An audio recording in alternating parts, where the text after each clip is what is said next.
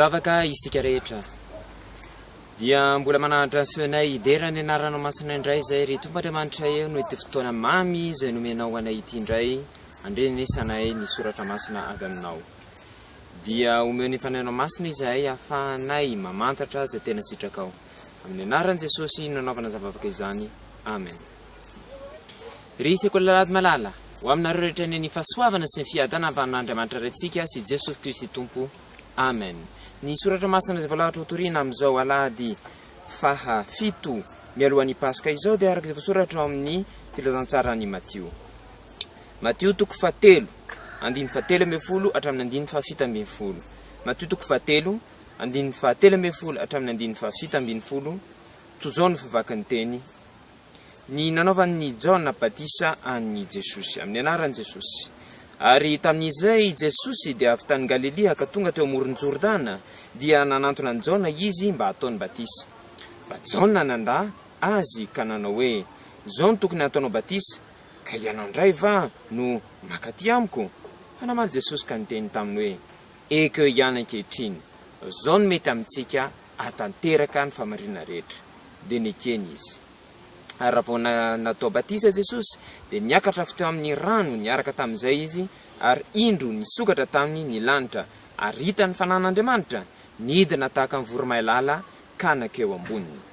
Ary njao nisy feo avy tany an-danitra ka nanao hoe ity no zanaka malalako izay sitrako. Amen. Ny nanaovana batisa an'i Jesosy.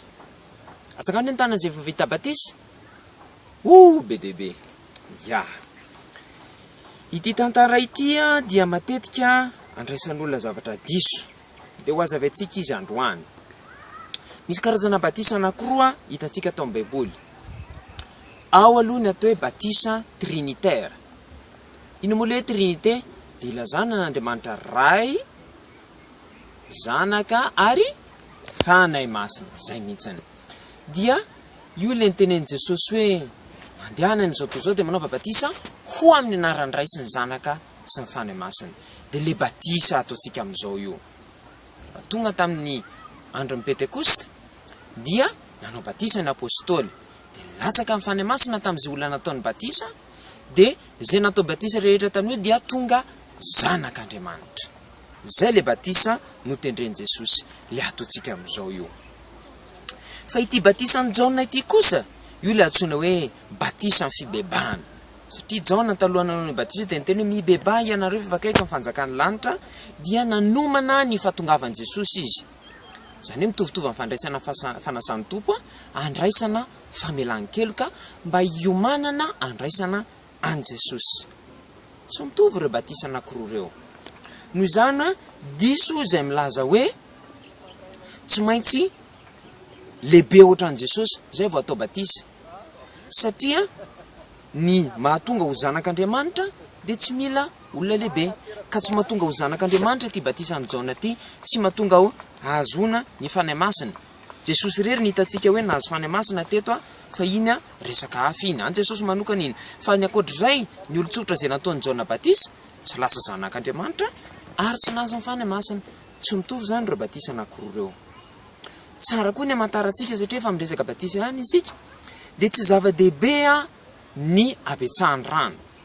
Tsy hoe tsy asiana rano fa le hoe misy ny teny tsy maintsy alefa ao anaty rano. Tsy voatery rano be fa ny dikan'ny rano dia manasa. Io na rano be dia be tahaka n'inona na rano kely mitovy ihany io satria na rano kely io na rano be dia raisin'Andriamanitra ho zanany foana isika. Ny fahasoavan'i Jesosy Kristy Tompo mba fitiavan'Andriamanitra Ray ary ny firaisana sy ny fiombonana avy amin'ny Fanahy Masina ho amintsika rehetra ny hatramin'izao ka ho mandrakizay. Amen. Ivavaka isika. Dia mbola misaotra anao zay ry Tompo fa nahazo izany teny izany.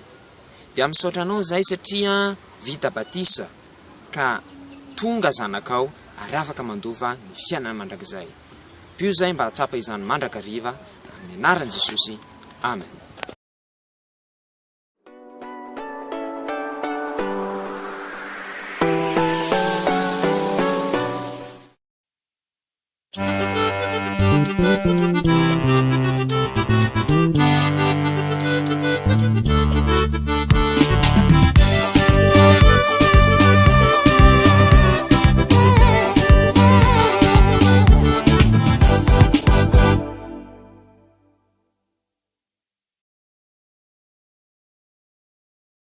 Ny ZFLM ao anatin'ny fankalazana ny 20 taona dia manolotra anao famatsimbola tetikasa 20 janoary ka hatramin'ny 2 aprily alefaso ny tetikasanao raha sampana fikambanana vondrona mpandray misy 5 ka hatramin'ny 10 ka manana tetikasa andraisa anjara.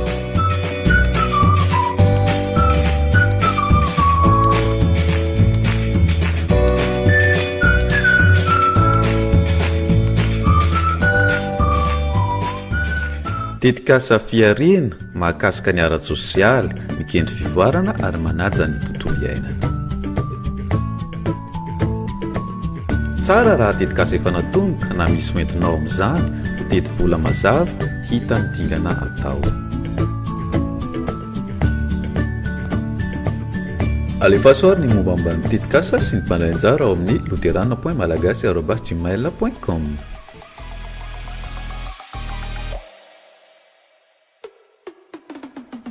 Ny 14 Mey famaranana amin'izay ZFLM 10 taona ny tetikasa profidy no hotolorana ny famatsiam-bola ho fanafiana.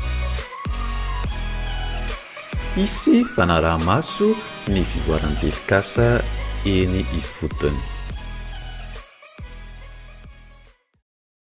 Lazaiko aminareo marina tokoa araka izay efa nataonareo tamin'ny anankiray amin'ireto rahalahako kely indrindra ireto no nataonareo tamiko. Matthieu 5:20 tapany B.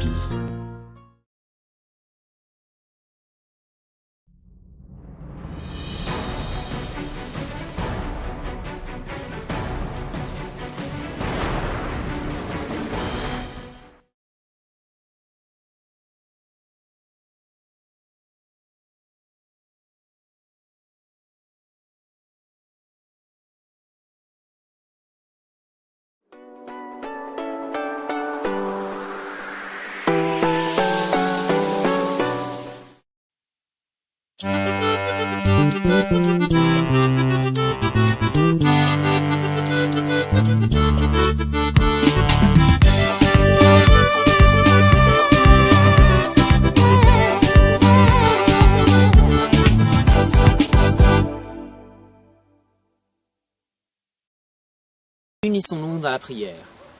Nous te remercions, Seigneur, pour ce merveilleux moment que tu nous as donné, afin que nous écoutions ta parole. Apprends-nous à être dignes de cette parole et être dignes d'être tes enfants. En ton nom, Seigneur, nous faisons cette prière. Amen. Chers membres de l'école du dimanche, que la grâce et l'amour du Seigneur Jésus-Christ et Dieu notre Père soient avec vous. L'écriture sainte qui nous sera donnée aujourd'hui est écrite dans l'évangile de Matthieu. Matthieu chapitre 3, verset 13 au verset 17. Matthieu chapitre 3, verset 13 au verset 17. Voilà ce qui est écrit. Le baptême de Jésus, au nom de Jésus-Christ. Alors Jésus vint de Galilée au Jourdain. Il arriva auprès de Jean pour être baptisé par lui. Jean s'y opposait et lui disait, « C'est moi qui devais être baptisé par toi, et c'est toi qui viens à moi ?» Mais Jésus lui dit, « Accepte qu'il en soit ainsi pour le moment, car c'est de cette façon que nous devons accomplir tout ce que Dieu demande. » Alors Jean accepta. Dès que Jésus fut baptisé, il sortit de l'eau. Au même moment, les cieux s'ouvrirent pour lui. Il vit l'Esprit de Dieu descendre comme une colombe et venir sur lui. Et une voix venant des cieux déclara, « Celui-ci est mon Fils bien-aimé. Je mets en lui toute ma joie. » Amen. Le baptême de Jésus. Levez la main ceux qui ont déjà été baptisés. Ouh, il y en a beaucoup. Il y a 2 sortes de baptême que vous connaissez. Il y a le baptême trinitaire, qui vient du mot Trinité. C'est quoi déjà la Trinité? Ça signifie le fait que Dieu, Père, le Fils et le Saint-Esprit. Quand Jésus a dit de baptiser toutes les nations, il a dit de le faire au nom du Père, du Fils et du Saint-Esprit. C'est ça le baptême trinitaire. Et le jour de la Pentecôte, les apôtres ont baptisé. Et tous ceux qui ont été baptisés par les apôtres ont reçu le Saint-Esprit et sont devenus enfants de Dieu. Voilà le premier baptême. Et le deuxième baptême, évidemment, c'est le baptême de Jean. Alors le baptême de Jean et le baptême trinitaire sont tout à fait différents. Comme je viens de le dire, dans le baptême trinitaire ou le baptême chrétien, si vous voulez, on devient fils de Dieu et on reçoit le Saint-Esprit. Pour le baptême de Jean, il n'y a pas de Saint-Esprit à recevoir et on ne devient pas fils de Dieu. C'est seulement le baptême de la repentance, à peu près comme la Sainte Seine. On reçoit le pardon. Il est vrai que Jésus, on a vu la colombe, on a vu l'Esprit de Dieu et le Dieu qui a parlé, mais c'est un cas particulier pour Jésus. Parce que Jésus a dû se faire baptiser puisqu'il est un homme. Ce qui est à noter, c'est que, comme ces deux baptêmes sont différents, c'est tout à fait faux de dire qu'il faut attendre d'être grand pour se faire baptiser.